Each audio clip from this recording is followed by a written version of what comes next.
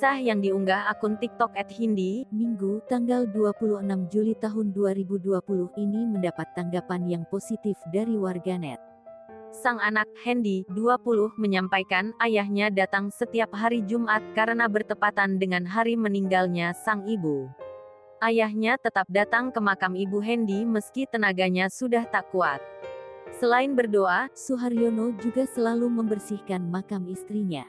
Ibu Hendy meninggal dunia pada Jumat tanggal 29 Mei tahun 2020 karena sakit. Sampai sekarang, Ayahnya selalu ziarah ke makam ibunya setiap hari Jumat.